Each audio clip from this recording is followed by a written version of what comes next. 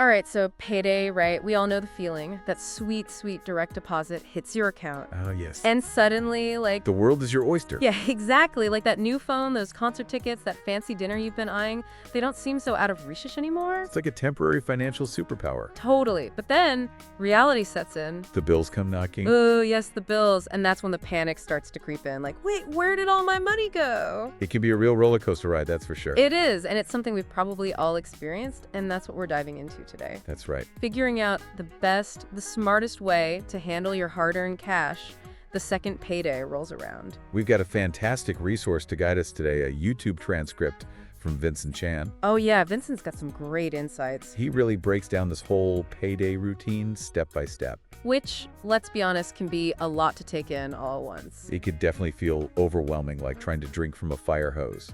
Exactly. So we're here to kind of distill it all down. Filter out the noise. Yeah, give you the actionable steps, the stuff you can actually implement without needing a finance degree. So let's dive right in, starting with what Vincent calls the absolute foundation. Finding your financial baseline. What exactly does he mean by that? So your financial baseline, think of it like the bare minimum, the essential spending you need each month just to, well, survive. Okay, so like keeping the lights on. Yeah, keeping the lights on, food in the fridge. Roof over your head. Exactly. And maintaining your current lifestyle, without going overboard. The essentials, basically. Exactly, the essentials. Now, I think a lot of people, when they hear personal finance, they get this mental image of a giant spreadsheet. Oh, yeah. Complicated formulas. It could seem really intimidating. Right. And honestly, it kind of turns people off. And it turns out this feeling is incredibly common. Oh, I'm sure it is. Vincent highlights this statistic, and it's pretty shocking. 64%, that's almost 2/3 of Americans, are living paycheck to paycheck. Wow, that's a huge number. It is, and it really makes you wonder why, right? Like, why are so many people struggling to make ends meet? And Vincent points to this interesting psychological factor he calls mental accounting. Have you ever heard of that? Oh, yeah, mental accounting, that's a tricky one. It is. It's basically how we tend to categorize money in our minds. Like, even though it's all the same, right? A dollar's a dollar. Right, but we treat money differently depending on where it comes from. Exactly. It's like that bonus you get at work, suddenly it's fun money. Yeah, or that tax refund, it's like extra money. Exactly. Whereas your regular paycheck, well, that's for bills, and it's serious stuff. And Vincent uses this great example, like that tax refund. Instead of maybe using it to pay down debt or invest, it goes straight to a new gaming console. Or some questionable magic lamp investment scheme. You know, those get-rich-quick promises? Right, but his point is, all income, regardless of the source, should be treated equally. We shouldn't be falling for these mental traps. Absolutely. So how do we break free from this mental accounting mess and really get a handle on our essential spending? What's Vincent's advice? Well, he suggests going old school. Get yourself a spreadsheet, whether it's Google Sheets, Excel, whatever you prefer. Back to the spreadsheet? I know, right? But trust me, it works. And start meticulously tracking every single expense you have each month. Every single one. Yep, every coffee, every grocery trip, every streaming subscription, everything. He even gives some specific examples like, obviously, rent or mortgage payments. Right, utilities, internet. All those recurring bills that just seem to magically appear. The stuff we sometimes forget about. Exactly. The goal is to paint a crystal clear picture of where your money's actually going. So just having that awareness, that's a huge step. It is, but it's not enough to just list everything out. Right, we need to go deeper.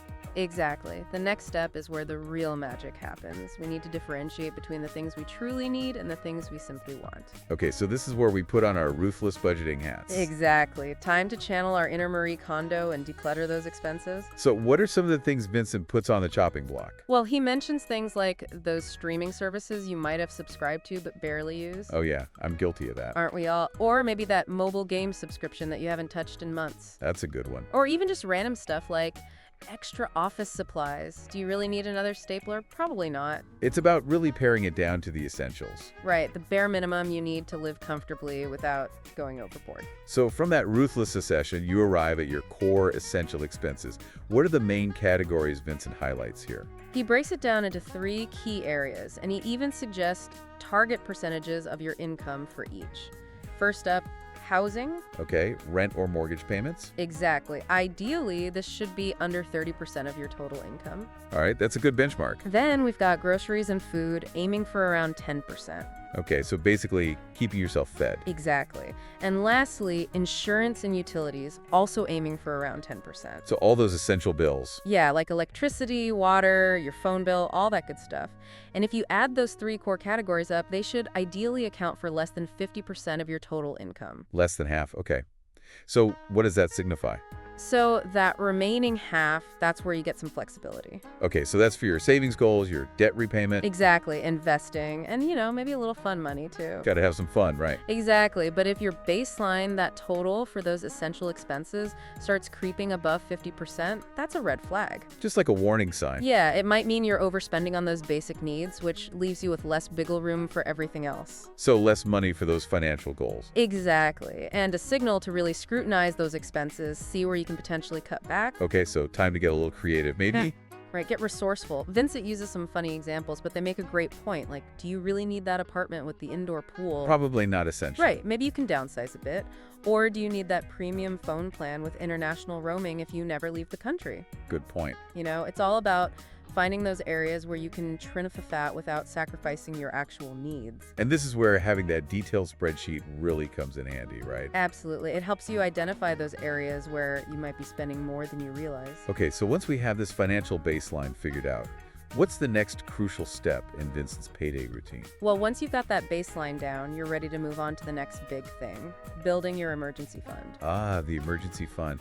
It's something we hear a lot about, but why is it so important? Imagine this, right? You've got this financial safety net, a cushion that's there to catch you if, let's say, you lose your job. Or if you have a sudden medical expense. Exactly. Or your car decides to give up the ghost, Things happen. Life throws curveballs. It does, and that's where the emergency fund comes in. It gives you that peace of mind knowing you can handle those unexpected costs without going into debt. Vincent even has a bit of a pessimistic but realistic outlook on this. Yeah, he brings up Murphy's Law. If something can go wrong, it will. Right, which, let's be honest, is kind of true. And when those unexpected expenses hit, the alternative to having that emergency fund is, well, not ideal.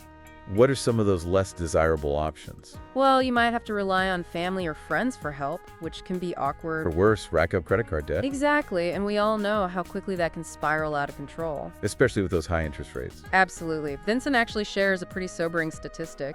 56% of Americans can't handle a $1,000 surprise expense. Wow, that's over half the population. It is, and another 22% have absolutely no emergency savings at all. That's pretty scary. It is, and he even shares a personal story to really drive the point home. Oh yeah, what was that? He talks about this car accident he had when he was just 20 years old. Oh wow, that's young. It was, and it cost him $5,000 in repairs. Ouch. Yeah, and if he hadn't had an emergency fund, he probably would have had to take out a loan, which would have meant extra costs and interest payments. So the emergency fund really could have saved him a lot of stress and money. Absolutely. So how much should we aim for in our emergency fund? What's the magic number? Well, the general guideline, and Vincent mentions this too, is 3 to 6 months worth of your financial baseline expenses. Oh, okay, so it's tied back to that baseline number we figured out earlier. Exactly. So if your essential monthly cost, that baseline is, let's say, $3,000, your target emergency fund should be somewhere between $9,000 and $18,000. Right? That's a good range to aim for. It is, but it's also super important to remember what this emergency fund is for and, just as importantly, what it's not for. Okay, so it's not just a general savings account for anything and everything. Exactly. This isn't your I want a new TV fund or your let's go on vacation fund. It's for those true unexpected emergencies. Right, like a sudden job loss, a major medical expense, or as Vincent dramatically puts it, when things really hit the fan. Okay, so it's the ultimate safety net. Exactly. Now, once you got that solid emergency fund in place, you're in a much better position to tackle the next big financial hurdle. Which is? Debt. Oh yeah, the dreaded D word. It's something that, unfortunately, so many people struggle with. It seems like it's become a normal part of life. It really has, and Vincent points this out. A whopping 77% of American adults are carrying some form of debt. That's a huge majority. It is, and it's easy to see how it happens, right? We buy things we don't really need. Maybe try to keep up with the Joneses. Exactly. Or we buy new stuff when perfectly good alternatives exist. And before you know it, you're stuck in this cycle of debt. Exactly, and Vincent really emphasizes the insidious nature of debt, especially high-interest debt. What makes it so insidious? Well, think of it like a constant drain on your finances. Like a leak in your boat. Exactly. Those interest payments, they eat away at your income, money that could be going towards savings or investments. So it's like you're constantly losing money. You are. And Vincent makes this great point. He says focusing on tackling high-interest debt is often a much bigger win than obsessing over small, everyday expenses. Okay, so it's about prioritizing. Exactly. And he gives this really eye-opening example to show just how much high-interest debt can cost you in the long run. Oh yeah, what's that example? Imagine you have a credit card balance of, let's say, $6,500 with an interest rate of 19.5%. Oof, that's pretty high. It is. Now, if you're only making the minimum payment each month, let's say $130, it would take you 8 years to pay that off. 8 years. 8 years. And on top of that, you would have paid an extra $6,000 in interest. So you're essentially paying almost double the original amount. You are. It's crazy how much those interest charges can add up. So what are some effective strategies for tackling this debt monster? Vincent outlines two main approaches, and they both have their pros and cons. The first one is called the avalanche method. Avalanche method? Okay. Yeah, and this one is all about being mathematically efficient. You prioritize paying off the debt with the highest interest rate first, regardless of the balance. So attack the most expensive debt first? Exactly. Once that's paid off, you move on to the next highest interest rate, and so on. Makes sense. What's the second approach? That's called the snowball method. Snowball, okay. And this one is more about the psychological aspect of debt repayment. Okay, so how does it work? Instead of focusing on interest rates, you target the debt with the smallest balance first, regardless of the interest rate. Okay, so you get those quick wins? Exactly. And those quick wins can be really motivating. It's like a psychological boost. It is. It helps you build momentum, and it keeps you going as you tackle those larger debts later on. So it's about staying motivated. Exactly. And Vincent also shares his personal strategy for staying focused on debt repayment, and it involves a bit of organization and visualization. Oh, I like that. Tell me more. So he took all of his debt information, every single loan, credit card, whatever he had, and put it into a spreadsheet. Okay, so everything in one place. Yeah, and he listed the total amount owed for each, the interest rate, everything. Very organized. And then after every payment he made, he'd manually update that spreadsheet. Oh, wow, so he could actually see the progress. Exactly. And he'd regularly visualize that total debt number, shrinking down, getting closer and closer to zero. And that visual reinforcement probably kept him motivated. It definitely did. It's a great way to stay focused on the goal and see the tangible results of your efforts. Now, once you've tackled that high-interest debt and freed up some breathing room in your budget, you're ready for the fun part, investing. Yeah, this is where things start to get exciting. And Vincent is really passionate about making investing accessible to everyone, isn't he? He is. He kind of pushes back against this idea that investing is only for Wall Street gurus or people with tons of money. That it's too complicated for the average person. Exactly. He wants to break down those barriers and show people that the basics of investing are actually pretty straightforward. And that it can have a huge impact on your long-term financial well-being. Absolutely. He even brings up this famous quote from Albert Einstein. Oh, I love Einstein quotes. What is it? Compound interest is the eighth wonder of the world. He who understands it earns it. He who doesn't pays it. That's a good one. It is, and it really highlights the incredible power of compound interest. Which is? Well, it's the idea that your earnings can generate their own earnings. Oh, okay, so your money's making more money. Exactly. It's like the snowball effect. Your money grows exponentially over time. And Vincent uses a really compelling example to illustrate this. Yeah, he talks about investing $6,000 every year, starting at age 25 and continuing until age 65, assuming an average annual return of 10%. Okay, so a long-term investment strategy. Exactly. And after those 40 years, that consistent investment would grow to over $2.7 million. Wow, that's a lot of money. It is, and he compares that to just stashing that same $6,000 under your mattress each year, which would only add up to $240,000 after 40 years. So the difference is staggering. It really is. That's the power of compound interest. Now, once you've got that fire lit under you and you're ready to start investing, the next question is, where do you actually put your money? Right, there are so many different accounts and options out there. It can be confusing. It can be, which is why Vincent provides this really clear order of priority for different investment accounts. Oh, that's helpful. So what's his top recommendation? For most people, his top priority is contributing to your 401k, especially if your employer offers a matching contribution. Okay, 401k with employer match? Exactly. He calls it essentially free money, which is hard to argue with. It's like getting a bonus just for saving for retirement. Right. Like, let's say your company matches up to 3% of your salary. Okay. And you earn, let's say, $90,000 a year. Right. That means they're putting an extra $2,700 into your retirement account simply because you're also contributing. So it's like doubling your investment right off the bat. Exactly. You're basically getting a 100% return on that portion of your investment.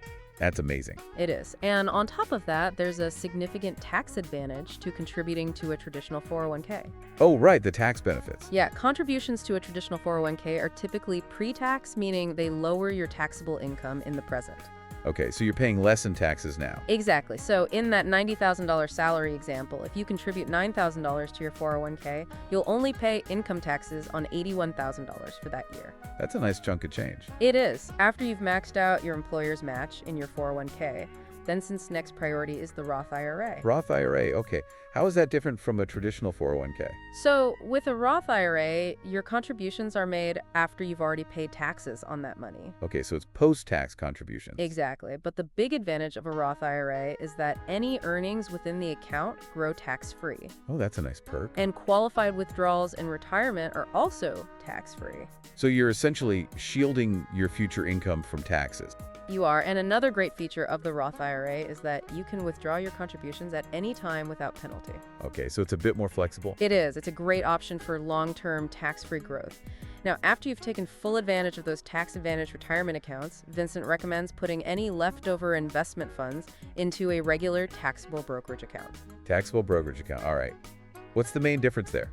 Well, it doesn't offer the same immediate or future tax benefits as a 401k or a Roth IRA. Okay, so it's not as tax efficient. Right, but it's still a good place to invest any extra money you have after you've maxed out your contributions to those other accounts. Makes sense. And Vincent even mentions the specific platform he uses. Yeah, he uses Moomoo, and he seems to really like it. Interesting. And what's his overall philosophy when it comes to investing? He's all about long-term, low-cost investing. Okay, so no risky day trading or trying to time the market. Exactly. He mainly invests in broadly diversified mutual funds, which are basically baskets of stocks. So it's about spreading your risk. Exactly. And speaking of the long term, Vincent really stresses the importance of adopting a long-term mindset when it comes to investing. So not getting caught up in the day-to-day fluctuations of the market. Exactly. He even jokingly suggests that you might only need to check your investment accounts a couple of times a year. Wow, that's a stark contrast to how often most people check their bank balances. It is, but his point is that successful long-term investing isn't about constantly monitoring your portfolio and reacting emotionally to every little market swing. It's about riding out those ups and downs. Exactly. And that brings us to a really common pitfall that Vincent wants people to avoid, trying to time the market. Oh yeah, that's the classic mistake. It is. When the market takes a dip, it's tempting to want to pull your money out. To avoid further losses? Right, or maybe wait to invest until things bottom out and then buy back in at a lower price. But that's almost impossible to predict. It is, and as Vincent points out, even professional economists have a terrible track record of accurately predicting market crashes or rebounds. So you're essentially trying to guess the future. You are, and you have to be right twice, once when you sell and again when you buy back in. It's a recipe for disaster. It can be. So what's a better, more reliable approach? What does Vincent recommend? He advocates for a strategy called dollar-cost averaging. Dollar cost averaging, okay. What's that all about? It's a simple yet incredibly effective approach to investing. Okay, break it down for me. Basically, you invest a fixed amount of money at regular intervals, regardless of what the market is doing. So whether the market is up or down, you just keep investing the same amount. Exactly. Let's say you decide to invest $200 in a particular stock every month, like Apple, for example. Okay, so $200 every month, no matter what. Right. Now, when the stock price is low, your $200 buys you more shares. Okay, so you're getting a better deal. Exactly. And when the price is high, your $200 buys you fewer shares. So it balances out over time. It does. And over the long run, this consistent investing strategy averages out your purchase price per share. Makes sense. And Vincent gives another example to really illustrate this, doesn't he? Yeah, he uses this imaginary magic lamp company with a really volatile stock price. Okay, so the price is going up and down a lot. Exactly. And he shows how by investing a fixed amount, let's say $100, every month for 3 months, you end up buying a different number of shares each time. Depending on the price. Right. But the key is that you're consistently investing regardless of the fluctuations. You're not trying to time the market. You're just riding the wave. Exactly. And your average cost per share ends up being much more stable and predictable than if you had tried to guess the best time to buy. So dollar cost averaging is a great way to take the emotion out of investing. It is. It's all about consistency and discipline. Now, after laying out this solid investment strategy, Vincent shifts gears a bit and focuses on another incredibly valuable asset: your time. Oh yes, time. We all wish we had more of it. We do. And Vincent frames this concept of time in economic terms. introducing the idea of opportunity cost. Opportunity cost, okay. What exactly is that? It's the principle that the time you spend on one activity is time you can't spend on something else. Okay, so it's about making choices. It is, and he uses this really practical example. Imagine you spend 3 hours on a Sunday afternoon cleaning your house. Okay, a typical weekend chore. Right. Now, what if, instead of cleaning, you spent those 3 hours working on a side hustle? Oh, so making some extra money. Exactly. Or learning a new skill that could potentially boost your career. So it's about considering the potential gains from alternative activities. Exactly. And to make the decision even clearer, think about how much you could earn in those 3 hours. Or how much it would cost to outsource that chore. Right. Like if those 3 hours working on your side hustle could bring in, let's say, $90. Okay. And you could hire a cleaning service for $30. Right. Then financially, it might make more sense to spend that time on the income-generating activity. So you're essentially buying back your time. You are. You're freeing up those 3 hours to focus on something more valuable. That's a great way to look at it. And Vincent encourages listeners to really evaluate those tasks they consistently dread. The things we all put off doing. Exactly. Make a list of them, figure out how much time you spend on them, and then brainstorm alternative activities that could be more fulfilling or financially rewarding. And maybe even consider the cost of outsourcing those tasks. Exactly. It's all about being mindful of how you spend your most precious resource, your time. Now, finally, we arrived at where Vincent considers the most crucial step for long-term financial success. The grand finale. It is, and it's all about automation. Ah, automation, the key to making our lives easier. Exactly. And when it comes to your finances, automation can be a game changer. How so? Well, think about it. Managing your money manually, paying bills, transferring funds, tracking investments. It could be a lot to juggle. It is, and it takes up a lot of mental energy. Vincent actually brings up this psychological concept called decision fatigue. Decision fatigue. Okay, tell me more. It's basically the idea that the more decisions you have to make throughout the day, the more depleted your mental resources become. Oh, that makes sense. And when you're mentally exhausted, you're more likely to make poor choices. Like impulse purchases? Exactly. Those late-night online shopping sprees, we've all been there. So how does automation help with this? Well, it takes the decision-making out of the equation. By automating key financial processes, you're essentially putting your money on autopilot. Okay, so you're setting it up once and then letting it run in the background. Exactly, and Vincent provides this really clear step-by-step guide for setting up this automated system. All right, let's walk through those steps. Where do we start?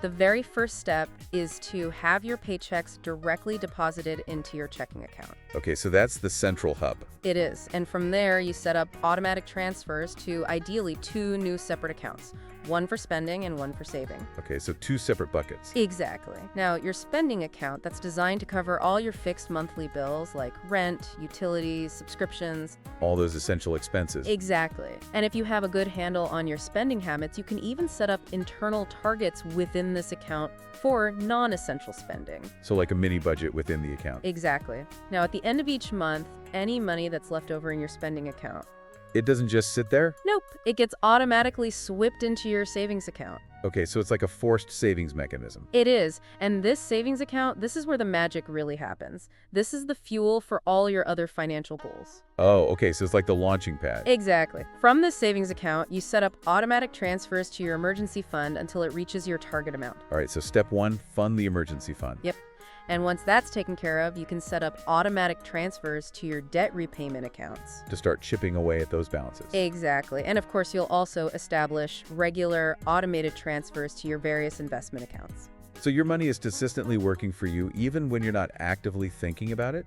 Exactly. And you can even automate transfers to a separate account specifically for those opportunity cost activities we talked about earlier. So that money is ready and waiting when you decide to outsource a chore or invest in a new skill. Exactly. It's all about setting up these systems in advance